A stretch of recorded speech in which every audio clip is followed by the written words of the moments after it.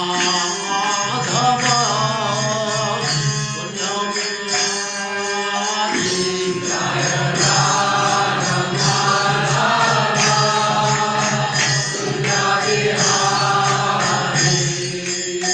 गोपीजन वल्लभ गिरिवरधारी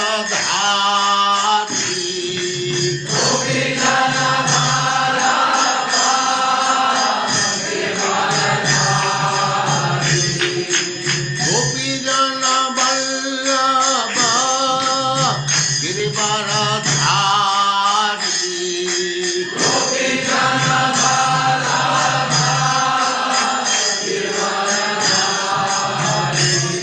जय राधा माधव कुंज बिहारी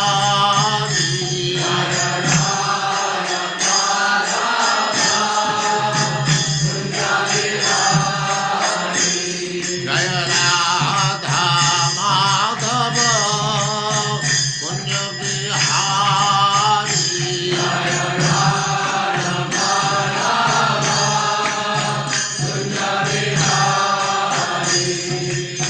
गोपीजन वल्लभ गिरिवरधारी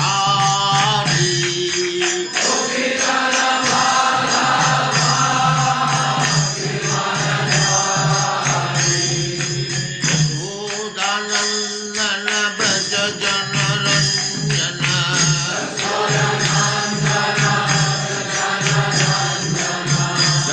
यशोदानंदन ब्रज जन रंजन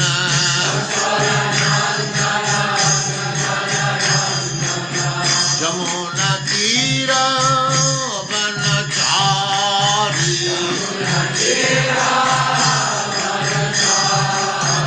यमुना तीर वनचारी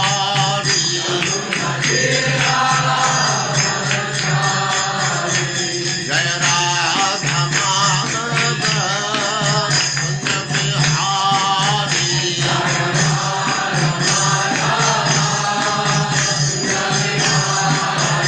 जय राधा माधव कुंज बिहारी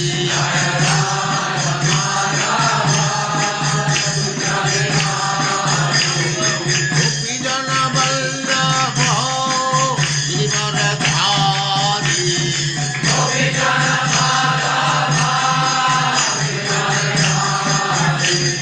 गोपीजन वल्लभ गिरिवरधारी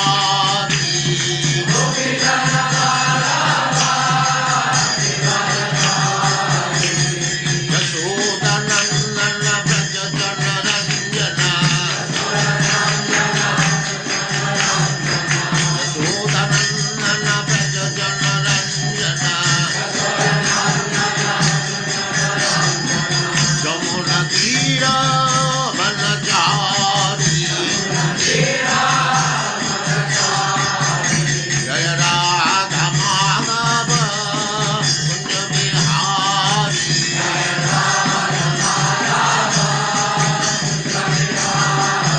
जय राधा माधव कुंज बिहारी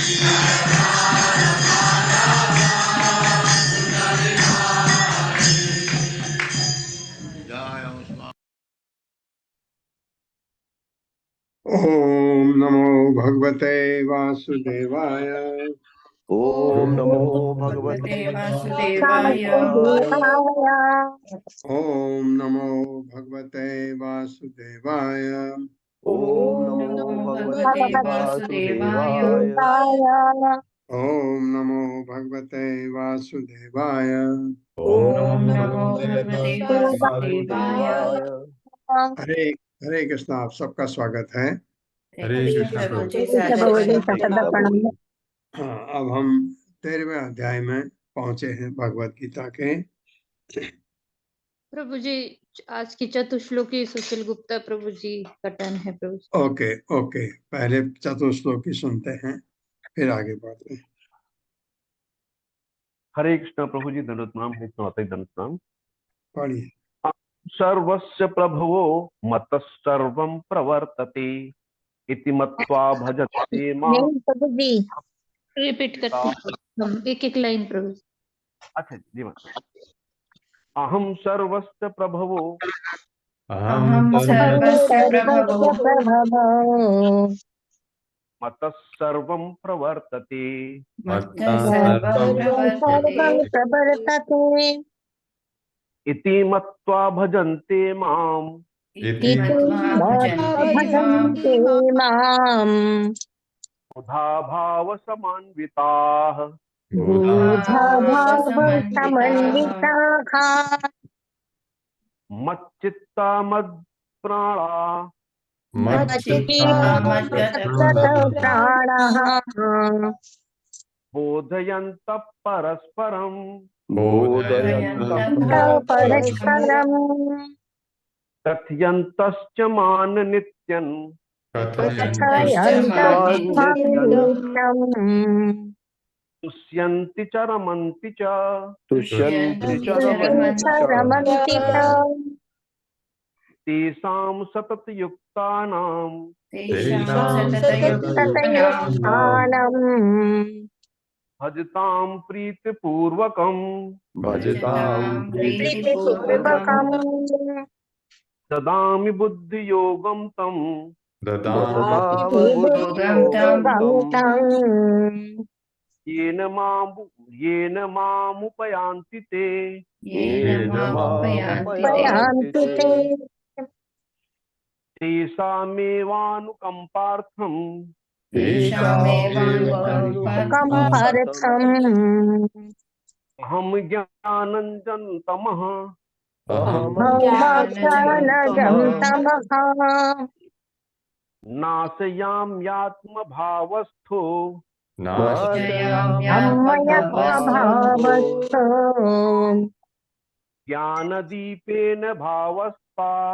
ज्ञानदीपेन दीपेन भास्वता। भास्वता हरे कृष्णा प्रभु जी। हरे कृष्ण माता जी। दंडवत हरे प्रणाम। कृष्ण हरे हरे कृष्ण हरे कृष्ण। अथ भगवद गीता क्षेत्र क्षेत्रज्ञ विभाग योगो नाम त्रयोदशो अध्याय। 13वां अध्याय है ये। इसको क्षेत्र क्षेत्रज्ञ विभाग योग भी कहा जाता है। यहाँ आप देख रहे हैं प्रकृति पुरुष तथा चेतना। ये अध्याय में अर्जुन भगवान से पूछते हैं कुछ प्रश्न, भगवान उत्तर देते हैं।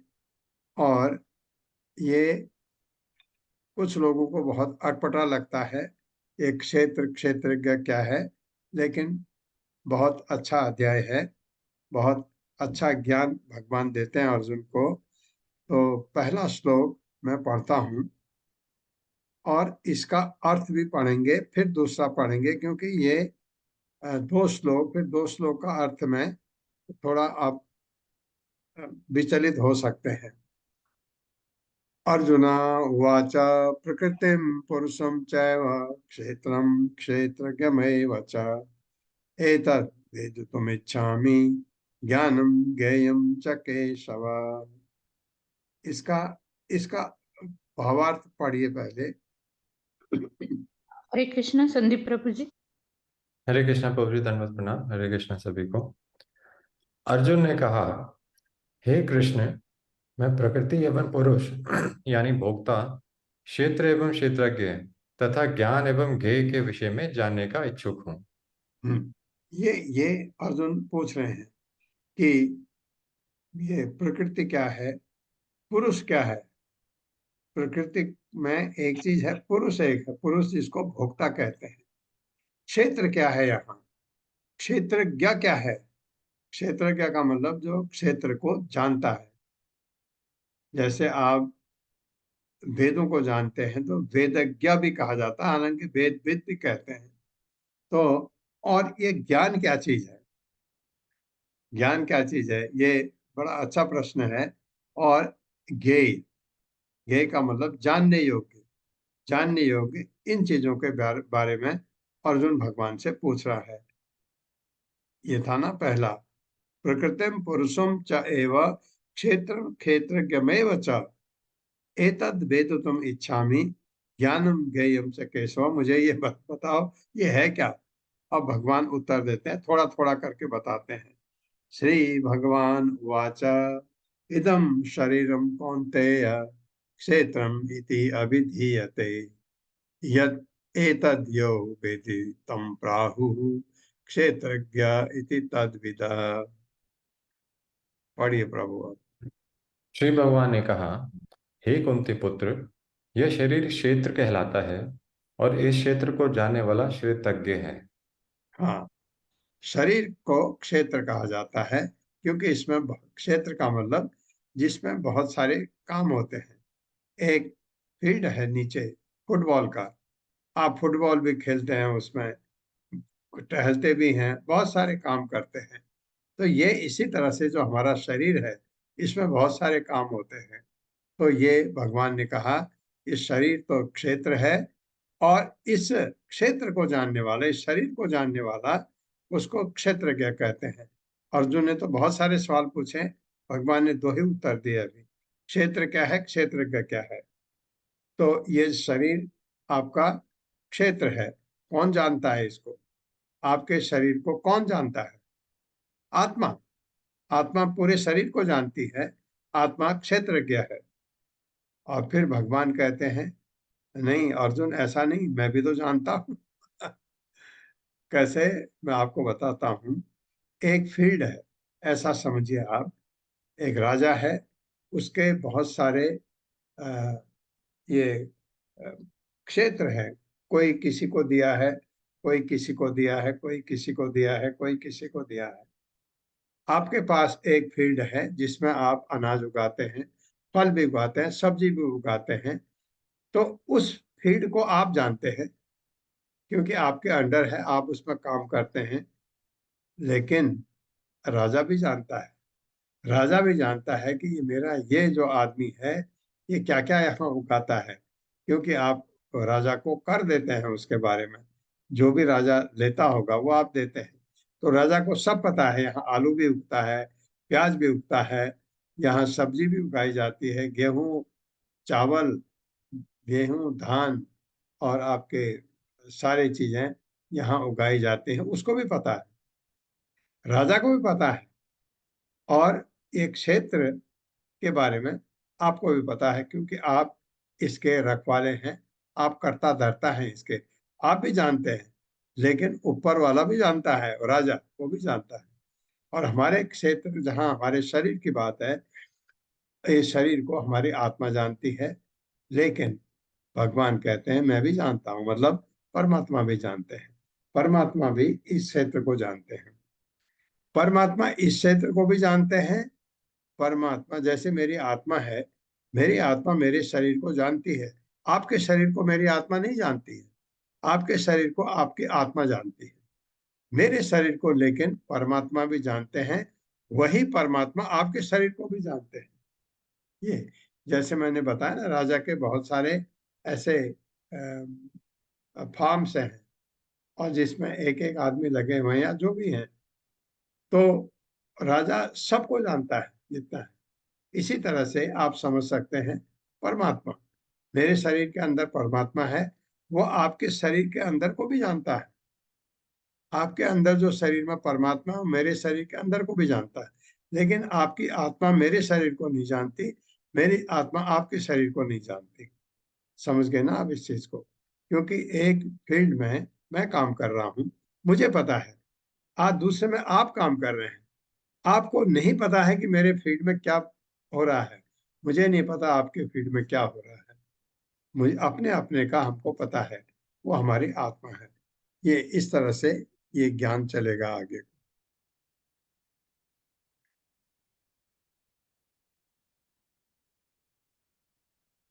अभी भगवान ही बोल रहे हैं, क्षेत्रज्ञ क्षेत्रज्ञम च अपि मां विद्धि सर्व क्षेत्रेषु भारत क्षेत्र क्षेत्र ज्ञयो ज्ञानम यत् ज्ञानम मतम मम। हे भरतवंशी, तुम्हें ज्ञात होना चाहिए कि मैं भी समस्त शरीरों में ज्ञाता भी हूँ और इस शरीर तथा इसके ज्ञातों को जान लेना ज्ञान कहलाता है, ऐसा हाँ, मेरा मत है। अब भगवान ने एक चीज और बताई, ज्ञान किसे कहते हैं ये भी बता दिया। ये आप उन्होंने कहा, जैसे मैं आपको बता रहा था, तुम्हारे क्षेत्र को यानी तुम्हारे शरीर को मैं भी जानता हूं, भगवान कह रहे हैं। भगवान तो सर्वस्व है, वो जानते हैं, मैं भी जानता हूं। और इस शरीर को तथा इसके ज्ञाता को जान लेना। कौन है इसका ज्ञाता? आत्मा है। शरीर आपका है, आपका शरीर को आपकी आत्मा जानती है। और इन दोनों को जानना और कौन जानता है? भगवान, परमात्मा। तो आपका फील्ड, आपका फील्ड का जो ज्ञाता है वो, और भगवान जो इनको भी जानते हैं, इसको ज्ञान कहते हैं। ये अगर आपको समझ आता है तो इसको ज्ञान कहा जाता है। ऐसा मेरा मत है, भगवान बता रहे हैं।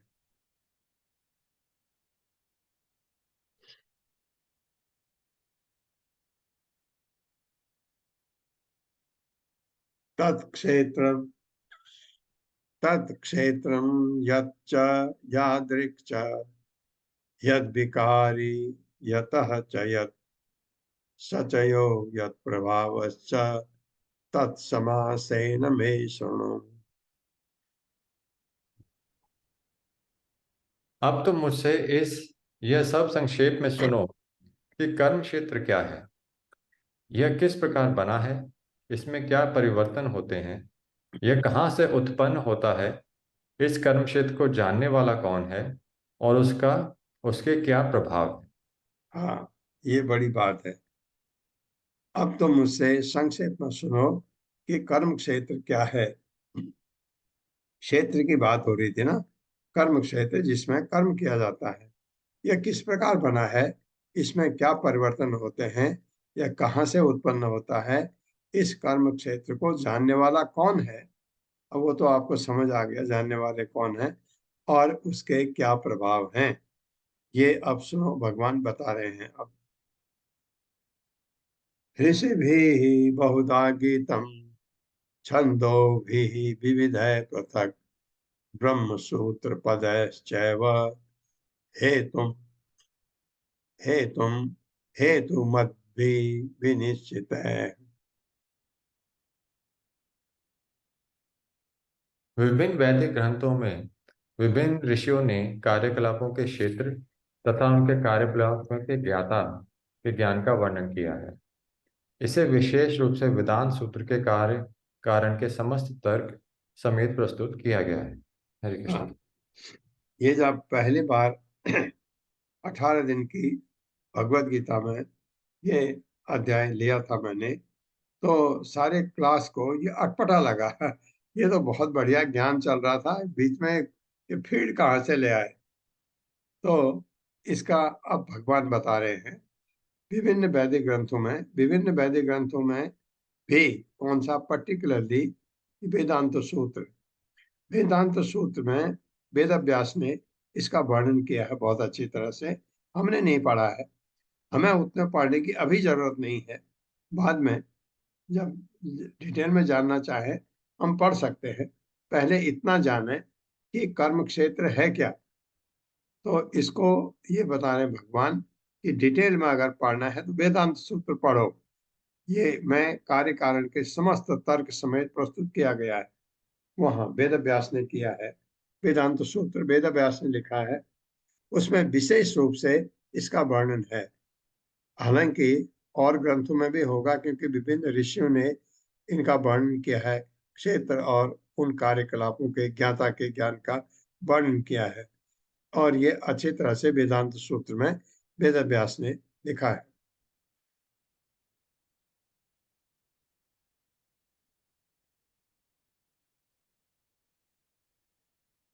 महाभूतानि अहंकारो बुद्धिर अव्यक्तमेव च इंद्रियाणि दशैकं च दश एकं च पंच च इंद्रिय गोचरा इच्छा द्वेषः सुखम दुखम संगातः चेतना धृतिः एतत् क्षेत्रं समासेन सविकारम उदाहृतम। हरे कृष्णा प्रभु जी, दंडवत प्रणाम। पढ़िए मत।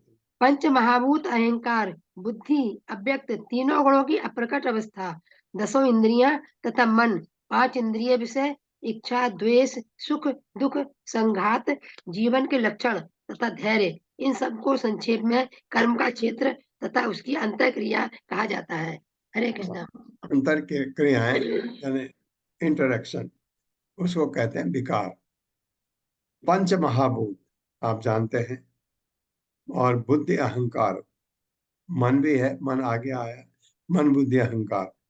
अव्यक्त, तीनों गुणों की अप्रकट अवस्था, 3 गुणों की, 3 गुण नहीं बताए, उनकी अप्रकट अवस्था। 10 इंद्रियां हो गया, मन हो गया, 5 इंद्रिय विषय हो गए, इसके अच्छा अलावा इच्छा। अब ये आप ये जो हम शिष्ट के लिए 24 तत्व लेते हैं उसमें मत जाइए। ये जो हमारे इस शरीर में क्या क्या चीजें होती रहती हैं उसके बारे में। इच्छा है, द्वेष है, सुख दुख, संघात, जीवन के लक्षण तथा धैर्य, इन सब को संक्षेप में कर्म का क्षेत्र तथा उसकी अंतर क्रियाएं कहा जाता है। कुछ कर्म के क्षेत्र हैं इसमें, जैसे 10 इंद्रियां हैं, 5 इंद्रिय विषय है, ये कर्म के क्षेत्र है। और मुझे उससे दुख होता है, मुझे उससे सुख आता है, मुझे उससे द्वेष होता है, मुझे उससे संघात होता है, ये उसके अंतर क्रियाएं हैं। जब मेरा इंटरेक्शन होता है इनसे, इंद्र विषय से होगा, मुझे सुख भी हो सकता है, मुझे दुख भी हो सकता है, मुझे द्वेष भी हो सकता है, मेरी इच्छा बढ़ भी सकती है। तो ये अंतर क्रियाएं, ये इनमें कर्म क्षेत्र भी है और उनके अंतर क्रियाएं हैं, या विकार कहा जाता है।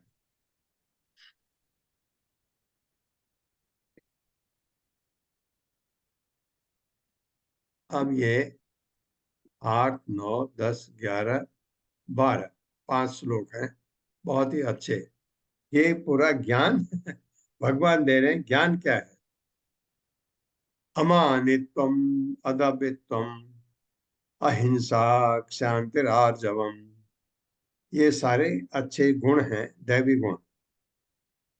आचार्य उपासनम, शौचम, स्थैर्यम, आत्म विनिग्रह, इंद्रियार्थेषु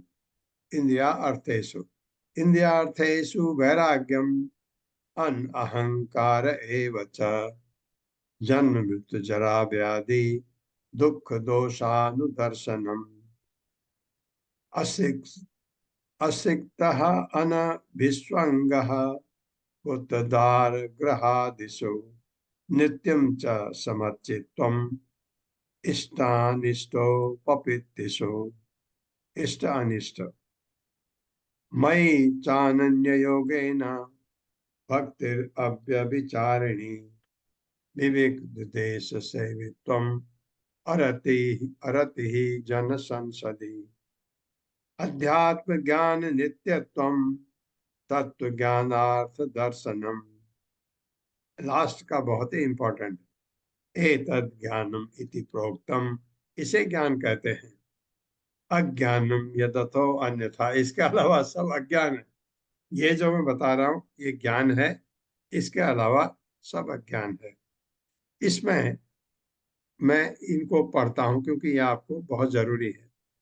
अमानित्वम, विनम्रता, अदम्भित्वम, दम्भहीनता, दम्भ विहीनता, कोई दम्भ नहीं करते आप, आपको कोई घमंड नहीं, कोई अहंकार नहीं। अहिंसा, अहिंसा, क्षांति ही, क्षांति कहते हैं, ये शांति नहीं है, शांति है। शांति होती है सहनती सा, टॉलरेंस। आर्जवम, सरलता, सिंप्लिसिटी, आप मुझे भी वही बताते हैं, अपने दुश्मन को भी बता देते हैं सब चीज, किसी से कुछ नहीं छुपाते। Straight forwardness. आचार्य उपासनम, प्रमाणिक गुरु के पास जाना। शौचम, पवित्रता। स्थैर्यम, दृढ़ता। आत्म विनिग्रह, आत्म संयम, ये आपको समझ आता होगा। इंद्रिय अर्थेषु, इंद्रियों के मामले में। वैराग्यम, वैराग्य है, ये बहुत ही जरूरी कंपोनेंट है हमारे आध्यात्मिक जीवन के लिए। याद रखो, वैराग्य मतलब चीजों से विरक्ति, चीजों से लगाव होना हमारे लिए बहुत घातक होता है। अनहंकार, मिथ्या अभिमान से रहित, एवं निश्चय ही च भी जन्म जन्म मृत्यु मृत्यु जरा बुढ़ापा व्याधि रोग दुख दुख का दोष बुराई अनुदर्शनम देखते हुए आसक्ति ही बिना आसक्ति के, यही ये चाहिए। अनभिस्वंग बिना संगति के, पुत्र पुत्र दार स्त्री ग्रह आदिषु घर आदि में मैं बहुत ज्यादा लगाव नहीं। नित्यम, ये बड़ा गलत लगता है शुरू शुरू में।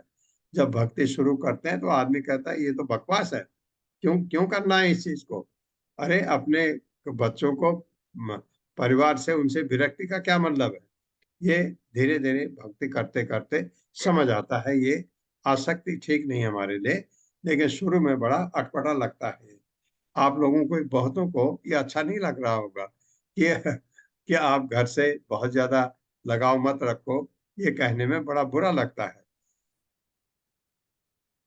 नित्यम निरंतर च भी सम चित्तत्वम सम भाव, इष्ट इच्छित अनिष्ट अवांछित, उपपत्तिषु प्राप्त करके मई मुझ में च भी अनन्य योगेन, अनन्य भक्ति से, भक्ति भक्ति अव्यभिचारिणी बिना व्यवधान के विवेक एकांत देश स्थानों की सेवित्वम आकांक्षा करते हुए अरति ही अनासक्त भाव से जन संसदि ही सामान्य लोगों को अध्यात्म आत्मा संबंधी ज्ञान, ज्ञान में नित्यत्व शाश्वतता, तत्व ज्ञान, सत्य के ज्ञान के अर्थ हेतु दर्शनम दर्शन शास्त्र एतत्, यह सारा ज्ञानम ज्ञान इति इस प्रकार प्रोक्तम घोषित अज्ञानम अज्ञान, यह जो अतः इससे अन्यथा अन्य अंतर। पढ़िए प्रभु आप।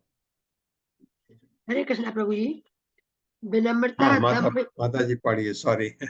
कोई बात नहीं। विनम्रता, दम्भहीनता, अहिंसा, सहिष्णुता, सरलता, प्रमाणिक गुरु के पास जाना, पवित्रता, स्थिरता, आत्मसंयम, इंद्रिय तृप्ति के विषय का परित्याग, अहंकार का अभाव, जन्म मृत्यु वृद्धावस्था तथा रोग के दोषों की अनुभूति, वैराग्य, संतान, स्त्री, घर तथा अन्य वस्तुओं की ममता से मुक्ति, अच्छी तथा बुरी घटनाओं के प्रति समभाव, मेरे प्रति निरंतर अनन्य भक्ति, एकांत स्थान में रहने की इच्छा, जन समूह से बिलगाव, आत्म साक्षात्कार की महत्ता को स्वीकारना तथा परम सत्य की दार्शनिक खोज, इन सब को मैं ज्ञान घोषित करता हूँ, और इसके अतिरिक्त जो भी है वह सब अज्ञान है।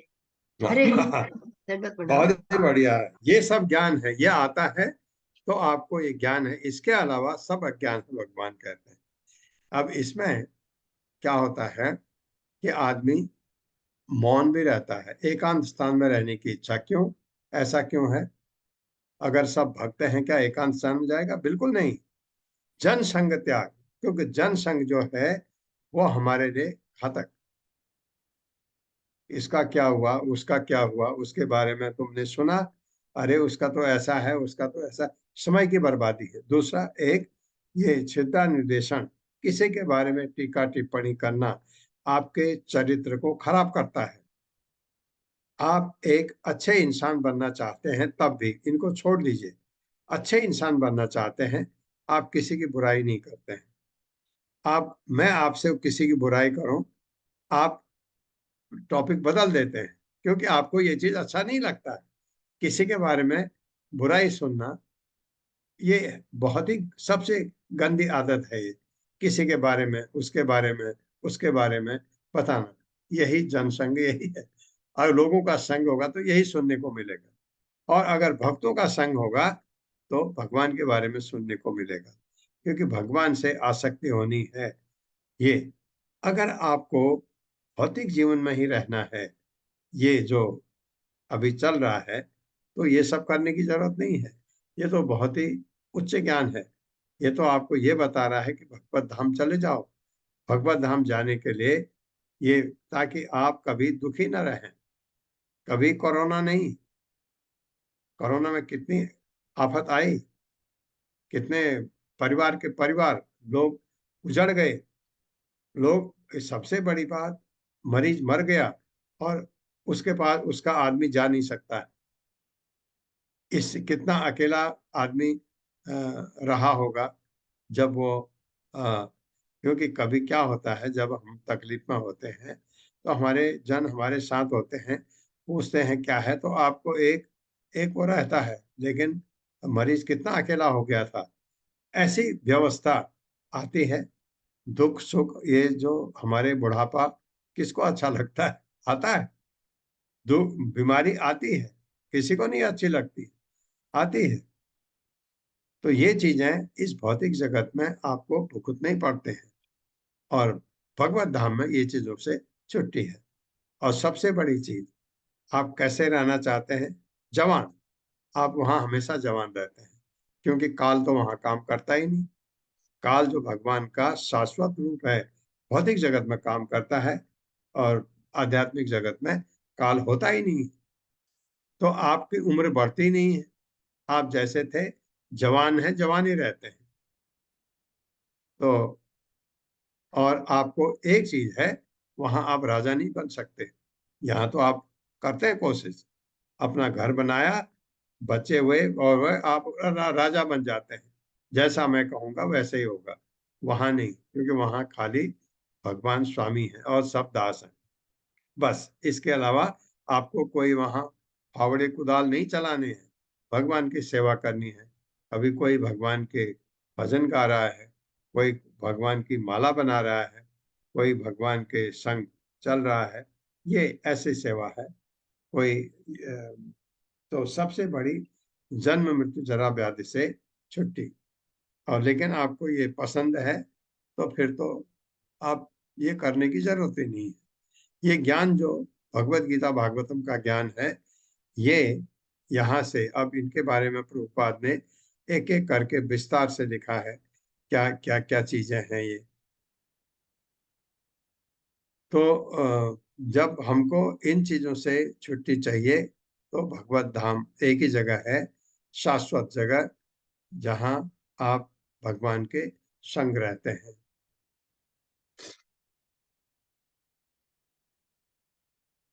ज्ञेयं यत् प्रवक्ष्यामि यद् ज्ञात्वा अमृतम् अश्नुते अनादि मत्परम ब्रह्म न सत् न सत् न असत् उच्यते।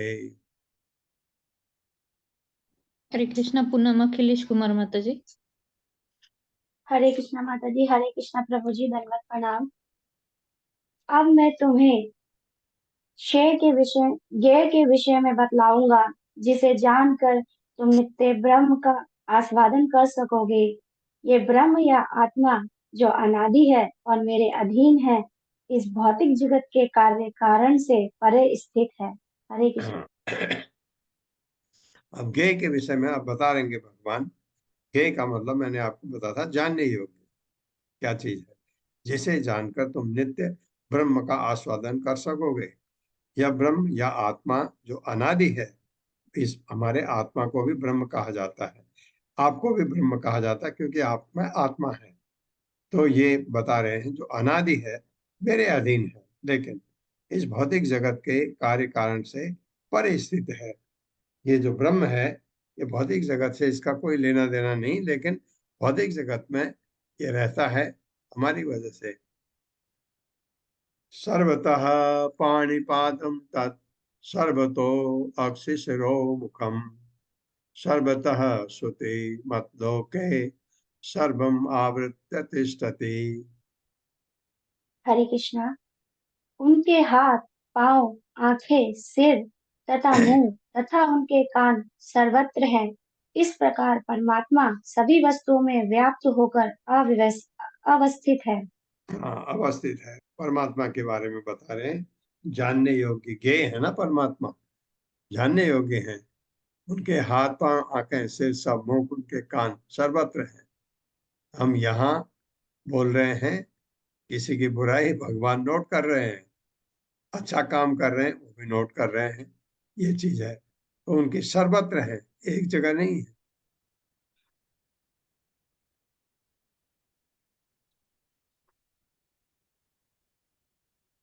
सर्व इंद्रिय गुणाभासम सर्व इंद्रिय विवर्जितम असक्तम सर्ववृच्चैव निर्गुणम गुण भोक्तृ च। हरे कृष्णा। परमात्मा समस्त इंद्रियों के मूल स्रोत है, फिर भी वह इंद्रियों से रहित है। वह समस्त जीवों के पालन करता होकर भी अनासक्त है। वे प्रकृति के गुणों से परे हैं, फिर भी वे भौतिक प्रकृति के समस्त गुणों के स्वामी हैं। हरे हाँ, कृष्ण। अब जिनको भगवान ने कहा जानने योग्य बता रहे हैं ना, परमात्मा, एक तो परमात्मा है जानने योग्य। इंद्रियों के मूल स्रोत हैं, इंद्रियां हैं हमारी, वो उनकी उनकी वजह से हैं, लेकिन वे इंद्रियों से रहित हैं, मतलब भौतिक इंद्रियों से। भौतिक इंद्रियां जो हमारी हैं वो भगवान में नहीं होती। भौतिक इंद्रियां भगवान की इंद्रियां हैं भी तो दिव्य हैं, हमारी इंद्रियां भौतिक है, लेकिन ये इंद्रियां भगवान की वजह से हैं। मूल स्रोत वही हैं, वही हमको ये इंद्रियां देते हैं। वे समस्त जीवों के पालन करता होकर भी अनासक्त हैं। कभी ऐसा होता है कि मैं अपने बच्चों को पालन पोषण कर रहा हूँ या मैं किसी का पालन पोषण कर रहा हूँ, तो मेरी उससे क्या होगी? आसक्ति होगी। स्वाभाविक है। आप किसी की मदद कर रहे हैं, किसी को बहुत सालों से मदद कर रहे हैं, तो आपका उससे जान पहचान आसक्ति होगी ना, थोड़ा बहुत। भगवान की नहीं, भगवान तो हमारा पालन पोषण हमेशा करते हैं, लेकिन हमसे भगवान की कोई आसक्ति नहीं है। हाँ, अगर मैं भक्ति करता हूँ तो भगवान मेरी तरफ झुकते हैं, लेकिन आसक्ति उनकी अपने भक्त से होती है। वे प्रकृति के गुणों से परे हैं और हम गुणों के अधीन हैं। वो तो जानने योग्य है, ये है भगवान, फिर भी वे भौतिक प्रकृति के समस्त गुणों के स्वामी हैं। सारे गुणों के स्वामी हैं, लेकिन ये सारे गुण उनके अधीन हैं। वो ये गुण हमको दिए हैं इस भौतिक जगत में, भगवान ने ये प्रकट किया है, क्योंकि भौतिक जगत में इन गुणों की जरूरत होती है। अच्छे गुण बुरे गुण ये हमारे कर्मों के हिसाब से यहाँ उनकी जरूरत होती है। तो ऐसे हैं भगवान, वो बता रहे हैं ज्ञेय जानने योग्य, ऐसे हैं उनके।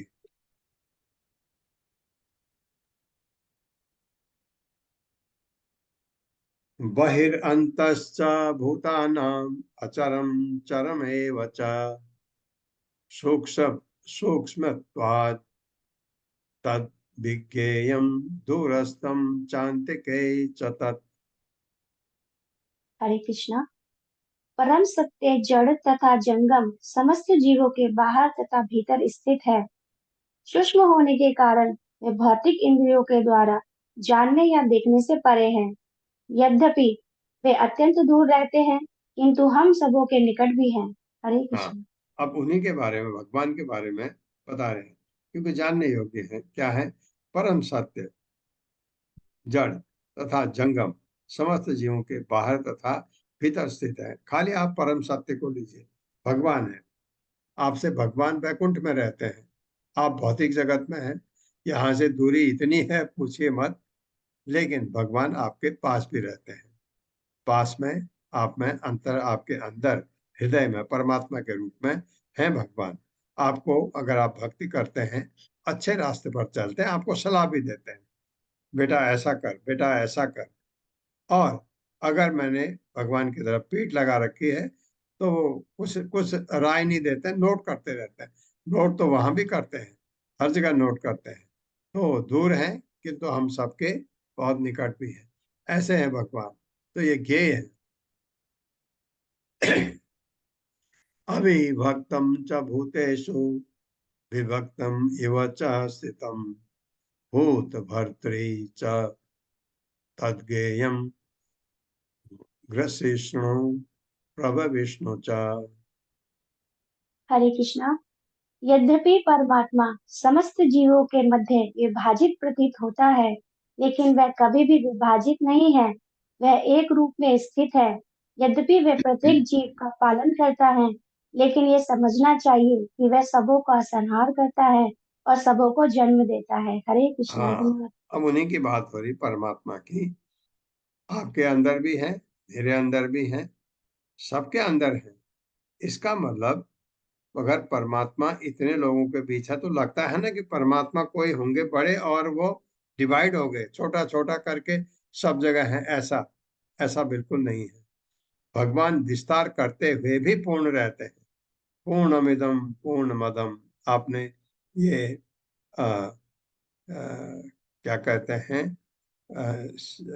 ईशोपनिषद, श्री ईशोपनिषद का पहला मंत्र है जो स्तुति, पूर्ण इदम पूर्ण अदम।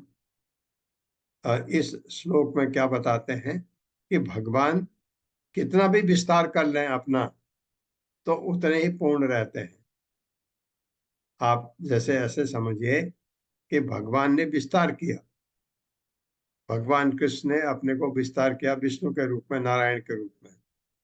पूरे गुण नारायण में, पूरी शक्ति है जो भगवान में है, तब भी भगवान की शक्ति कम नहीं होगी, उतनी की उतनी बनी रहती है। ऐसा तो इसलिए विभाजित लगता है लेकिन विभाजित है नहीं, विस्तार है भगवान का।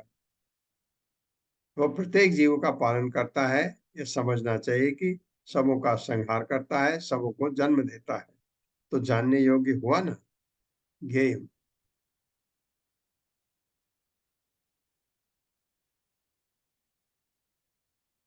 ज्योतिषाम अपि तज्ज्योतिः तमसः परम उच्यते, ज्ञानम ज्ञेयम ज्ञान गम्यम हृदय सर्वस्य विस्तृतम। हरे कृष्णा कविता घोष माता जी। हरे कृष्ण प्रभु जी, हरे कृष्ण माता जी, दंडवत प्रणाम। वे समस्त प्रकाशमान वस्तुओं के प्रकाश स्रोत हैं, वे भौतिक अंधकार से परे हैं और अगोचर हैं, वे ज्ञान है, ज्ञेय हैं और ज्ञान के लक्ष्य हैं, वे सबके हृदय में स्थित हैं। हरे कृष्ण प्रभु। ये बहुत बढ़िया, अच्छी तरह बोल दिया भगवान ने। वे समस्त प्रकाशमान वस्तु के प्रकाश स्रोत हैं। प्रकाशमान वस्तुओं का मतलब कोई जो भी प्रकाश एक बात है, ज्ञान दूसरी चीज है। ज्ञान आता है भगवान से, ये सब उसके स्रोत भगवान है। वे भौतिक अंधकार से परे हैं, अगोचर हैं, दिखते नहीं। वे ज्ञान है, वे ज्ञेय हैं, जानने योग्य हैं और ज्ञान के लक्ष्य हैं। वे सबके हृदय में स्थित है परमात्मा के।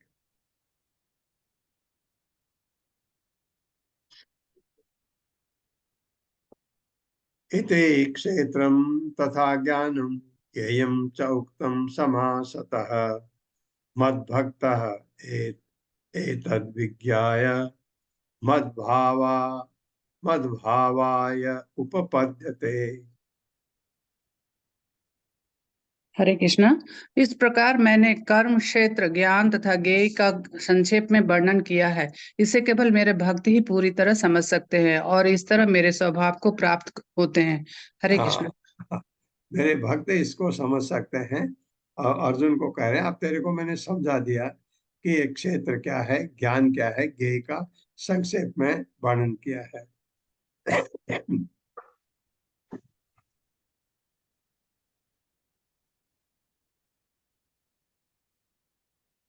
प्रकृतिम पुरुषम चैव विद्य अनादि उभावपि, विकारांश्च गुणांश्चैव विद्य प्रकृति संभवान। हरे कृष्ण। हरे कृष्ण प्रभु जी।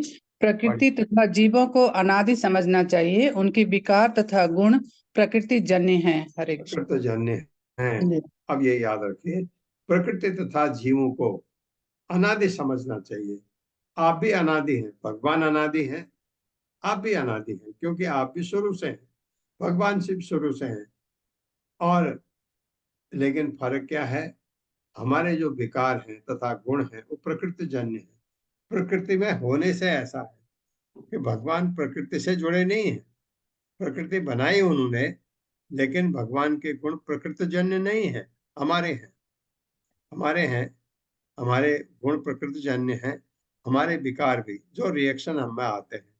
मतलब आपको देखा, आपने मेरे मुंह में एक चांटा मारा, मैं भी आपको चांटा मारने के लिए तैयार हो गया। विकार जो हम में आते हैं। आपने मुझे कुछ चीज प्रदान की, मैं खुश हो गया, ये विकार। ये इंटरेक्शन, रिएक्शन जो होते हैं, जो हमारे भौतिक जगत में जो हमारे कार्यकलाप हैं, उस क्षेत्र की बात हो रही है।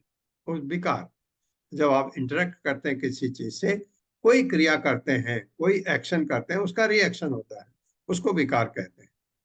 भौतिक जगत से हम जुड़े होने से ये सब प्रकृतिजन्य है।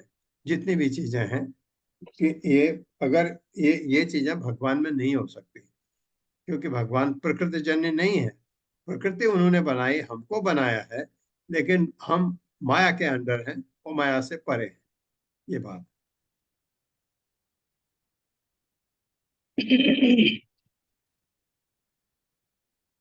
कार्य कारण कर्तृत्व हेतु प्रकृति उच्यते, पुरुष सुख दुखानाम भोक्तृत्व हेतु उच्यते।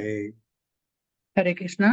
प्रकृति समस्त भौतिक कारणों तथा कार्यों के की हेतु कही जाती है और जीव इस संसार में विविध सुख दुख के भोग का कारण कहा जाता है। हरे कृष्ण। हाँ, बहुत बढ़िया। प्रकृति समस्त भौतिक कारणों और कार्यों के हेतु कही जाती है।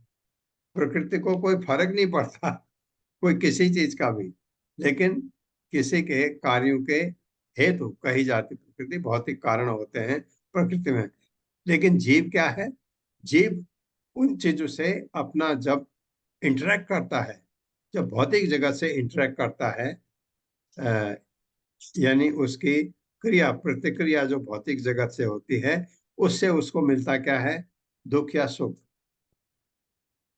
इसी वजह से हम भौतिक जगत में रहते हैं। हम कोई भी काम करते हैं, हमको उसका अच्छा फल चाहिए, लेकिन अच्छा नहीं भी मिलता है, कभी दुख भी मिलता है, कभी सुख भी मिलता है। ये कारण इस संसार में विविध सुख दुख के भोग का कारण कहा जाता है। कौन? जीव, क्योंकि वो ऐसा चाहता है। और हमेशा ही सुख चाहिए तो यहाँ नहीं मिलेगा, वो भौतिक आध्यात्मिक जगत में। उसको भी भगवान बताते हैं। पूरी भगवत गीता आपको कहती है, अरे यहाँ मूर्खों की तरह क्यों रुके हो, जाओ। भगवान कहते हैं अपने घर वापस आओ। पुरुषः प्रकृति पुरुषः प्रकृतिस्थो हि भुंक्ते प्रकृति जान गुणान कारणम गुण संगो अस्य सद असद योनि जन्मसु। हरे कृष्णा। इस प्रकार जीव प्रकृति के तीनों गुणों का भोग करता है तथा प्रकृति में ही जीवन बिताता है। यह उस प्रकृति के साथ उसकी संगति के कारण है। इस तरह उसे उत्तम तथा अधम योनियां मिलती रहती हैं। हरे कृष्ण बस प्रभु। ये जो हमारा है प्रकृति से भोग करने की इच्छा, जो मैं अभी कह रहा था, अगर यही करना है तो चलते रहो ऐसे ही, क्योंकि ऐसा आपका चलता रहेगा। क्योंकि आपका ये प्रकृति शांत संगति के कारण है। कभी आप मनुष्य योनि में जाएंगे, कभी कुत्ते की, कभी बिल्ली की, कभी कीड़े मकोड़े, सब 84 लाख में घूमते हुए फिर भगवान आपको फिर मौका देंगे, मनुष्य योनि में आए। अरे अब तो समझ जा, अब तो ये इतना ज्ञान जो ये क्या कुत्ता समझ सकता है इस ज्ञान को? कोई कीड़ा इस ज्ञान को समझ सकता है? नहीं। ये ज्ञान खाली मनुष्य के लिए है। तो ये ज्ञान प्राप्त करके ये जीवन का जो ये जीवन मिला है, इसका सदुपयोग करना चाहिए, ताकि हम अपना उत्थान कर सकें। अब फिर कीड़ा बन गए दूसरे जन्म में, तो फायदा क्या है मनुष्य योनि में आने का? तो मनुष्य योनि में आए हैं तो ये सब ज्ञान लेकर के यहाँ से अपने को छुट्टी पाओ, क्योंकि यहाँ से एक न एक दिन तो आपको छुट्टी पाने का अवसर मिलेगा। घूमते रहे, नहीं मिलेगा, आप घूमते रहोगे। फिर 84 लाख, फिर कितने करोड़ों अरबों वर्षों के बाद मनुष्य जीवन मिलेगा, भगवान देते हैं। अब समझ जा, फिर आपने वैसे ही काम किए, फिर प्रकृति के गुणों का भोग करने का। यही आदमी को एक भगवान अच्छा ये करते हैं कि आदमी को वही अच्छे लगने लगता है। दुख है हमको, यहाँ बहुत कष्ट है, लेकिन ठीक है, कोई बात नहीं, सुख आएगा, ऐसा सोच के वो जीवन बिताता है यहाँ। ये बात है। ये समझ कब आएगा कि मैं फंसा हूं यहाँ जेल में, यहाँ से निकलो। उपदस्ता अनुमंता च भर्ता भोक्ता महेश्वरः परमात्मेति च अभियुक्तो देहे अस्मिन् पुरुषः परः। हरे कृष्णा संजना मिश्रा माता जी। हरे कृष्णा माता जी, हरे कृष्णा प्रभु जी। तो भी इस शरीर में एक अन्य दिव्य भोक्ता है जो ईश्वर है, परम स्वामी है और साक्षी तथा अनुमति देने वाले के रूप में विद्यमान है और जो परमात्मा कहलाता है। साक्षी है, ये बात अनुमति देने वाले रूप में विद्यमान है। आपको आप कहते हैं मुझे ये करना है, उनकी अनुमति मिलती है, मना नहीं करते हो। हाँ, अगर आप अध्यात्म की तरफ बढ़ रहे हैं तो आपको सारे एडवाइस करते हैं, लेकिन भौतिक जगत में है कीड़ा बनो, आदमी बनो, गधा बनो, कुत्ता बनो, क्या फर्क पड़ता है। तो जो जैसा आप करना चाहते हैं वैसे पर आपको परमिशन भी वो दे देते हैं। हाँ, उसमें जब आप अच्छे मनुष्य हैं, गलत काम करने जा रहे हैं तो आपको सावधान भी करते हैं, लेकिन आपने कहा नहीं मैं तो कूदना चाहता हूँ इसमें, कूद मर, कोई बात नहीं, तेरी इच्छा है ये। तो परमात्मा अंदर है, आपको एडवाइस भी करते हैं और आपका साक्षी है, सब कुछ नोट करते हैं। यह एवं वेत्ति पुरुषम प्रकृतिम च गुणैः सह सर्वथा वर्तमानो अपि न भूयो अभिजायते। जो व्यक्ति प्रकृति, जीव तथा प्रकृति के गुणों की अनंत क्रिया से संबंधित है, विचारधारा को समझ लेता है, उसे मुक्ति की प्राप्ति सुनिश्चित है। उसकी वर्तमान स्थिति चाहे जैसी हो, यहाँ पर उसका पुनर्जन्म नहीं होगा। हाँ, जो व्यक्ति प्रकृति, जीव, प्रकृति के गुणों की अंतःक्रिया से संबंधित ये समझ जाता है कि कहाँ गलती करने से मैं फंस सकता हूँ, वो समझ जाता है, वो भगवत धाम जाने का पात्र बनता है। अगर आपको ये समझ आएगा कि ये गलत है और अच्छा क्या है, भगवान के शरण में जाना, ये समझ आ जाता है तो वो भगवत धाम जाने का पात्र बनता है। ध्यानेन आत्मति पश्यन्ति केचित् आत्मना केचित् आत्मानम् आत्मना अन्ये सांख्येन योगेन कर्म योगेन चापरे। कुछ लोग परमात्मा को ध्यान के द्वारा अपने भीतर देखते हैं, तो दूसरे लोग ज्ञान के अनुशीलन द्वारा, और कुछ ऐसे हैं जो निष्काम कर्मयोग द्वारा देखते हैं। अब ये वर्णन आ रहा है जो भगवान की तरफ झुक रहे हैं। एक तो वह है जो बता दिया कि इसी यहाँ पर ही रहना चाहते हैं, जन्म मृत्यु जरा व्याधि में 84 लाख में घूमना चाहते हैं, और एक वो जो भगवत धाम जाने की तरफ, भगवान की तरफ अपने को आकर्षित करते हैं। कुछ लोग परमात्मा को ध्यान के द्वारा, ध्यान लगा करके परमात्मा को अपने भीतर देखने की कोशिश करते हैं। कुछ ज्ञान के अनुशीलन द्वारा, भगवत गीता में अभी जो 13वें अध्याय से 18वें अध्याय में ज्ञान का अनुशीलन कर रहे हैं, ज्ञान प्राप्त कर रहे हैं। ज्ञान के द्वारा आप भगवान पे लीन होना चाहते हैं। कुछ ऐसे हैं जो निष्काम कर्मयोग द्वारा देखते हैं। कर्मयोग निष्काम, कर्मयोग अगर अपने फल की इच्छा है तो निष्काम नहीं है, और फल की इच्छा है तो आप भगवान को तो भूल ही जाइए, क्योंकि फल की इच्छा रखने वालों को भगवत प्राप्ति नहीं हो सकती। कर्म फल की, कौन सा कर्म फल? सकाम कर्म।